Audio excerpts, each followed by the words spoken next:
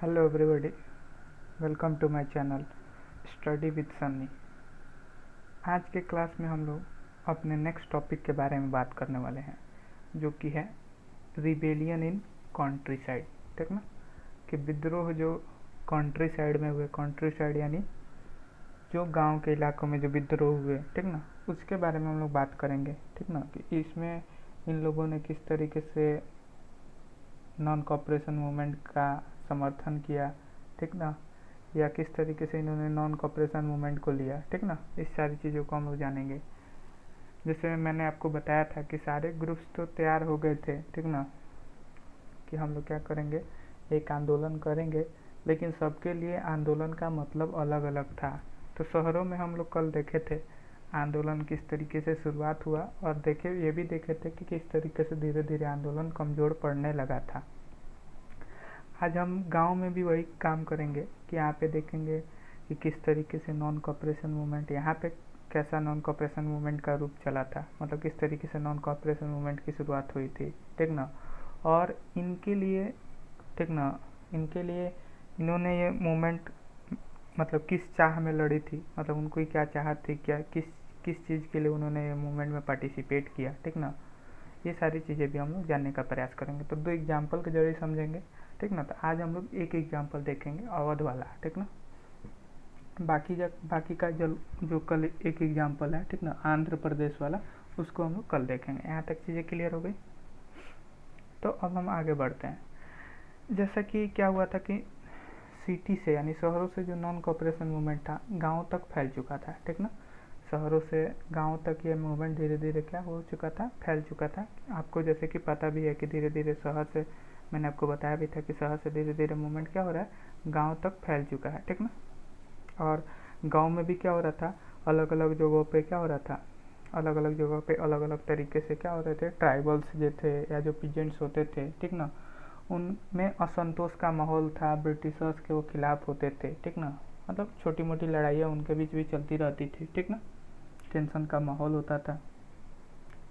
तो जब ये मूवमेंट फैला, ठीक ना, गाँव तक पहुंचा, तो किस तरीके से इन्होंने नॉन कॉपरेशन मूवमेंट का किस तरीके से पार्टिसिपेट किया। ठीक ना, और उन्होंने क्या किया, ठीक ना, नॉन कॉपरेशन मूवमेंट में पार्टिसिपेट किया और उनकी क्या चाह रही। ठीक ना, और उस मूवमेंट में उन्होंने किस तरह के कदम उठाया, क्या क्या कार्य किए। ठीक ना, अपनी चाह को पूरा करने के लिए, ये सारी चीज़, अपनी एस्पायरेशन मैंने बताया था, आकांक्षाओं को पूरा करने के लिए उनकी क्या आकांक्षाएं थी नॉन कॉपरेशन मूवमेंट में पार्टिसिपेशन का, ये सारी चीज़ें हम लोग देखने वाले हैं। तो आपके बुक में एग्जाम्पल दिया है अवध का। अवध कहाँ है? अवध एक यूपी में एक जगह का नाम है। ठीक ना, एक प्रोविंस है। तो कह रहा है अवध में जो पीजेंट्स थे, ठीक ना, पीजेंट्स यानी किसान, उनका नेतृत्व कर रहे थे बाबा रामचंद्र। नाम याद रखिएगा। अवध में पीजेंट्स यानी किसान को लीड कौन कर रहे थे? बाबा रामचंद्र। मतलब वहाँ पे पहले से ही ग्रुप था, ठीक ना, उसके लीडर थे बाबा रामचंद्र। बाबा रामचंद्र कौन थे? ये एक सन्यासी थे, ठीक ना, जिनको पहले क्या किया गया था, कॉन्ट्रैक्ट लेबर के थ्रू फिजी भेजा जा चुका था। मतलब पहले क्या किया जाता था, कॉन्ट्रैक्ट करके उनको क्या किया जाता था, मतलब एक तरीके से खरीद लिया जाता था, खरीद के क्या करते थे, भेज देते थे दूसरी जगह पर क्या करने के लिए, किसान मतलब कृषि करने के लिए। कॉन्ट्रैक्ट लेबर मतलब पैसा दे के होता ना, लेबरिंग कराने का। तो वो उस तरीके से इनको भेजा जा चुका था पहले ही फिजी में। ठीक ना, फिजी कहाँ है? फिजी आपका एक कंट्री का नाम है, ठीक ना, जिसका कैपिटल है सुबा। ठीक ना, यहाँ पे उनको भेजा जा चुका था। The movement here was against taluqdar. अब जो अवध में जो मूवमेंट था वो किसके खिलाफ था? तालुकदार के खिलाफ। तालुकदार कौन होते थे? वैसे लोग होते थे जो ज़मीन से टैक्स इकट्ठा करते थे। जो ज़मीन से क्या करते थे बाबू? टैक्स इकट्ठा करते थे, उनको तालुकदार कहा जाता था। तो मूवमेंट इन्हीं लोग के खिलाफ था। आंदोलन जो भी ये लोग करते थे, यानी बाबा रामचंद्र की जो पार्टी इन्होंने बनाई थी पीजेंट्स की, ठीक ना, जिसका नेतृत्व ये कर रहे थे, तो जो भी इनमें आंदोलन होते थे या जो भी विरोध होता था, इन्हीं के खिलाफ विरोध होता था। तालुकदार या लैंडलॉर्ड्स तो आपको पता होगा, जमींदार को बोलते हैं, ठीक ना, इन्हीं के खिलाफ वो लोग विरोध करते थे। क्यों करते थे? क्योंकि ये जो तालुकदार थे या जो लैंडलॉर्ड्स थे ना, ये जो किसान होते थे ना, उनसे क्या होते थे, अत्यंत हाई रेंट वसूलते थे, मतलब बहुत ज़्यादा टैक्स इनसे वसूलते थे। ठीक ना, अलग अलग तरह का टैक्स इनसे लेते थे, ठीक ना। और ऊंची दर पे, मतलब जो उनका रेंट होता था बहुत ज़्यादा हाई होता था, ठीक ना। तो इस कारण से ये लोग क्या करते थे, इसका विरोध करते रहते थे, ठीक ना। देखिए और क्या होता था इसमें, और भी इनके साथ प्रॉब्लम था। एक तो ये तो टैक्स वगैरह तो हाई लेते ही थे, दूसरा क्या करते थे कि इनको अपने खेतों में, ठीक ना, जो पीजेंट्स होते थे ना, उनको क्या करना होता था, जो लैंडलॉर्ड्स होते थे, जो जमींदार होते थे, तालुकदार होते थे, उनके खेतों में क्या करना पड़ता था, काम करना पड़ता था बेगर की तरह। बेगर क्या होता है समझिएगा, मतलब बेगर होता है, ऐसे लोगों को बेगर कहा जाता है जो किसी के जगह, मतलब किसी के यहाँ काम करे, ठीक ना, और उसका कोई पेमेंट ना हो, ठीक ना, मतलब उसके बदले उसको कोई पेमेंट ना किया जाए, कोई पैसा ना दिया जाए, उसको बोला जाता है बेगर, ठीक ना। तो इनको क्या होता था, लैंडलॉर्ड के यहाँ बेगर के तौर पर काम करना पड़ता था, ठीक ना। बेगर के तौर पर इनको लैंडलॉर्ड के यहाँ क्या करना पड़ता था, उनके खेतों में काम करना पड़ता था। तो इसके चलते भी वो लोग परेशान थे, ठीक ना। इसके चलते भी क्या थे, वो लोग परेशान थे, इसके चलते बहुत ज़्यादा उनको मुश्किल भी हो रहा था, ठीक ना। अब कह रहा है एज टीनेंट्स। टीनेंट्स क्या होता है, जो टेनेंट्स का ऐसा हिंदी अर्थ होता है किराएदार, ठीक ना। तो मतलब जैसे कि आपको पता होगा कि ब्रिटिशर्स क्या करते थे, जो शिफ्टिंग कल्टीवेटर्स होते थे, ठीक ना, उनको क्या करते थे कि आपको उनको करते थे कि आप खेत लीजिए, ठीक ना, और खेत पर रह के यहाँ पे मतलब एक जगह रह के आप खेती वगैरह कीजिए, ठीक ना। तो उनको क्या कर देते थे, कुछ ज़मीन दे देते थे और बोलते थे कि आप यहाँ पे क्या कीजिए, मतलब रेंट पर उनको ज़मीन दे देते थे, ठीक ना। और उनको बोलते थे कि आप क्या कीजिए, यहाँ पे खेती कीजिए, ठीक ना, और हमको टैक्स के तौर पे आप कुछ रुपया भी दीजिएगा, और उनको उससे फ़ायदा भी था, ठीक ना। तो उन्होंने क्या किया, टीनेंट्स के साथ जो ये जो चीज़ें करते थे, मतलब इनको रेंट पर ज़मीनें दे देते थे और बोलते थे खेती करने के लिए, तो उसमें भी वो लोग क्या करते थे, टेन्योर का कोई सिक्योरिटी नहीं रखते थे। टेन्योर का कोई सिक्योरिटी करने का मतलब क्या, मतलब उनकी अवधि फिक्स नहीं थी, ठीक ना, कि इतने साल रहना है, 2 साल रहना है, 3 साल रहना है, ऐसा कुछ फिक्स करके नहीं रखते थे, ठीक ना। उनको जब मन करता था वहाँ से वो लोग क्या करते थे, उनको निकाल देते थे, निष्कासित कर देते थे, भगा देते थे, ठीक ना। क्यों ऐसा वो लोग करते थे, क्योंकि उनको डर था कि अगर ऐसा नहीं करेंगे तो वो लोग क्या करेंगे, उस जो हमने लीज पर ज़मीन दिया है, यानी जो किराए पर ज़मीन दिया है, उस पर अपना राइट क्या करेंगे, अपना अधिकार जमा लेंगे, ठीक ना, वो अपना अधिकार जमा लेंगे। तो इसके लिए भी जो किसान होते थे उनको भी, इसके लिए भी उनको प्रॉब्लम फेस करना पड़ता था कि बहुत साल रह के बंजर से ज़मीन को वो लोग क्या करते थे, उपजाऊ बनाते थे, और जैसे उपजाऊ बनाते मानो कि भगा दिए, तब क्या होगा, इनको प्रॉब्लम होगा कि नहीं। तो बहुत सारे कारण थे, ठीक ना, बहुत सारे कारण थे, ठीक ना। बहुत सारी परेशानियाँ झेल रहे थे पीजेंट्स, ठीक ना। पीजेंट्स या ट्राइबल्स लोग बहुत सारी परेशानियाँ झेल रहे थे ब्रिटिशर्स के कार्यकाल के दौरान, ठीक ना। तो पीजेंट्स मूवमेंट का क्या मतलब था, या उसकी डिमांड क्या थी, ये क्वेश्चन आपसे डायरेक्ट पूछा जाएगा, ठीक ना। तो पीजेंट मूवमेंट की डिमांड यही थी कि वो क्या चाहते थे कि पहला बात की जो आप टैक्स ले रहे हो उसमें क्या करो, कमी करो, ठीक ना। टैक्स में क्या करो, कमी करो। एबोलिशन ऑफ बेगर, ठीक ना। एबोलिशन ऑफ बेगर क्या होता है, मैं अभी बताया, बेगर एक तरह का सिस्टम होता था जिसमें लेबर को बिना पेमेंट के काम करना पड़ता था तालुकदार के या ज़मींदार के खेतों में। तो उन्होंने, उनकी ये मांग थी कि पहले तो आप टैक्स लेना कम कर दो, दूसरा दूसरा कि ये जो आप सिस्टम चलाते हो बेगर वाला, इसको ख़त्म करो, ठीक ना। और ये जो अत्याचारी जो लैंडलॉर्ड्स होते थे, ज़मींदार होते थे, इनका हमारे समाज से इनको बहिष्कार करो, मतलब इनको हमारे समाज से निकाल दो, ठीक ना।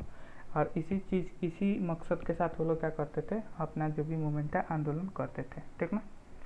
यहाँ तक कि आपके बुक में ये भी दिया हुआ है कि बहुत सारे प्लेसेस पे क्या होता था, जो नाई होते थे, नाई नाई मतलब समझते हैं ना, नाई धोबी, ठीक ना। ये लोग जो होते थे ना, ये लोग क्या करते थे, एक साथ मिल के क्या करते थे, पंचायत ऑर्गेनाइज करते थे, मतलब पंचायत का आयोजन करते थे, ठीक ना।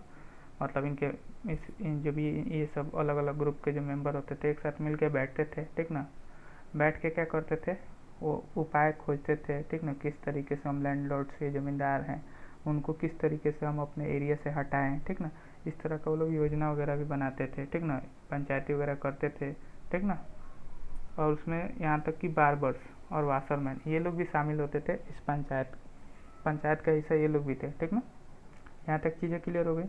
तभी तक आपको समझ में आ गया होगा कि पीजेंट्स की जो आंदोलन थी या जो मूवमेंट था उसका क्या मांग था, ठीक ना। अभी तक यहाँ पे नॉन कॉपरेशन मूवमेंट का कहीं रोल नहीं आया, ठीक ना, तो ध्यान रखिएगा। अभी आगे हम लोग पढ़ेंगे नॉन कॉपरेशन के बारे में। यहाँ तक चीज़ें क्लियर हो गई। अब आता है यहाँ से नॉन कॉपरेशन की बात। अब देखिएगा, कह रहे कि जून 1920 में यानी 1920 में की बात है कि जो जवाहरलाल नेहरू रहते हैं, ठीक ना, वो क्या करते हैं, वो जाते हैं विलेज में, ठीक ना, कहाँ जाते हैं, विलेज में, अवध का जो गांव होता है उसमें वो लोग वो जाते हैं, ठीक ना। जाने के बाद से क्या करते हैं, जाने के बाद से जब वो अवध में पहुंच जाते हैं तो वहाँ पे वो गांव के लोगों से बात करते हैं, ठीक ना, और उनकी जो कंप्लेन होती है, यानी जो ग्रीवेंसेस का मतलब क्या होता है, कंप्लेन, यानी जो शिकायत होती है उसको समझने का प्रयास करते हैं कि इनको क्या प्रॉब्लम है, ठीक ना। जैसे मैंने बताया कि वो सारे प्रॉब्लम्स उनको बताते हैं जवाहरलाल नेहरू को, ठीक ना। तो इन्होंने क्या किया, उसको समझा, उनकी परेशानियों को समझा, ठीक ना।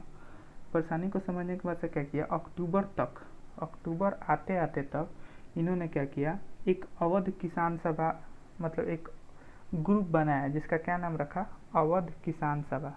नाम याद रखिएगा, इस ग्रुप का क्वेश्चन पूछा जा सकता है कि अवध किसान सभा कहाँ बनाया गया और किसके द्वारा बनाया गया।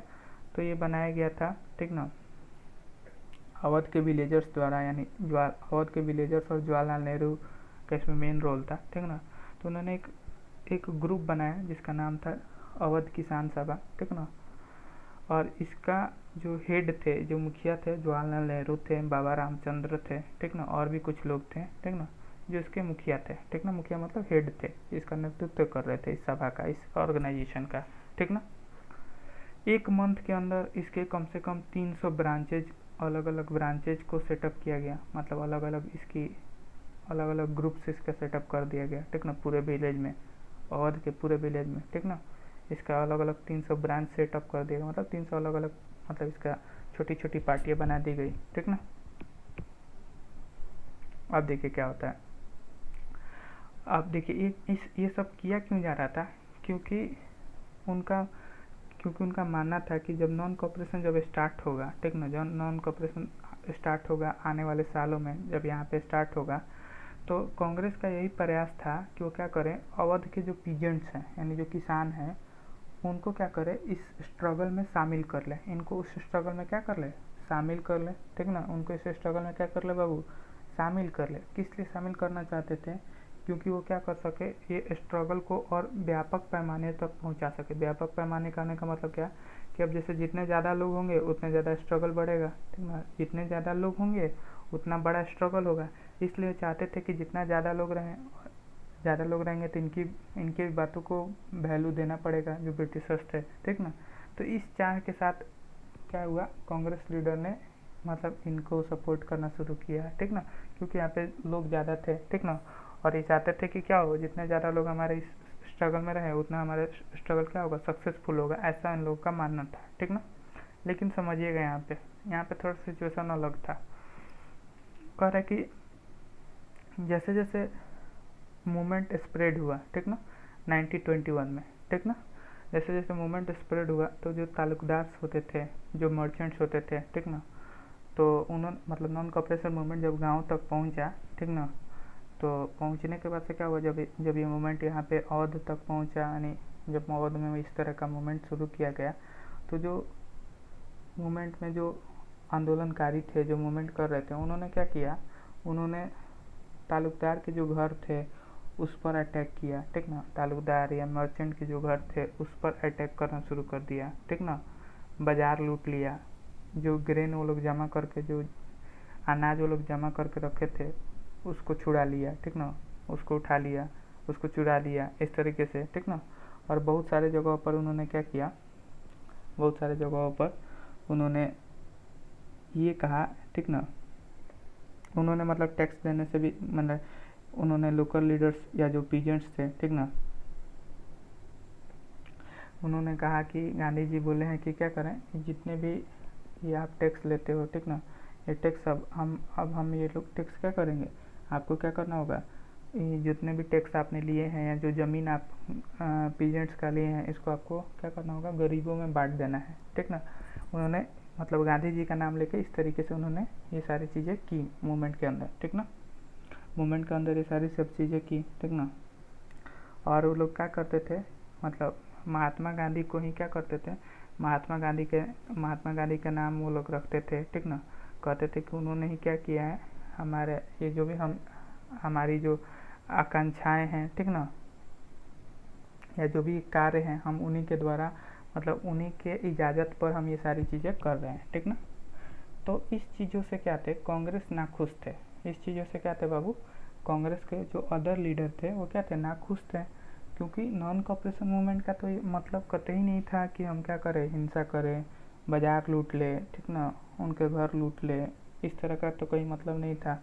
और ये लोग क्या करते थे, सब ये गांधी जी के नाम पे कर रहे थे, ठीक ना, कि गांधी जी ने हमें इस तरह की इजाज़त दिया है, ठीक ना।